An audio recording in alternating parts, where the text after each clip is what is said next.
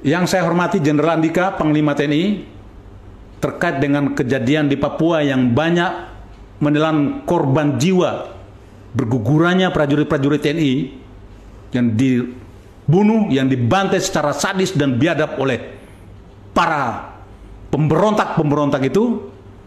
Kami sebagai prajurit, walaupun kami mantan tentara, tidak pernah sedikit pun menerima kejadian itu.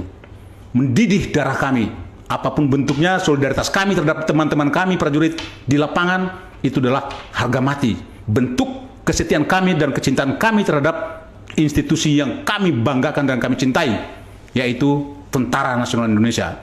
Jangan sampai Tentara Nasional Indonesia ini terkesan lemah, terkesan tidak punya kemampuan tempur.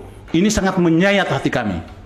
Maka kami menawarkan diri kepada Bapak Panglima, rekrut kami, ajak kami.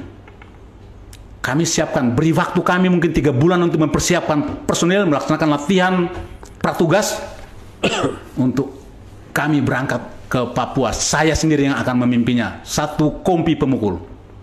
Kami siap. Demi bangsa dan negara. Kami tidak ingin Republik ini pecah. Republik ini dikuasai oleh kepentingan-kepentingan asing atau karena kesalahan politik, kebijakan politik. Kami tidak ingin negeri ini runtuh, lepas satu persatu, terutama Papua yang menjadi bagian daripada bingkai NKRI.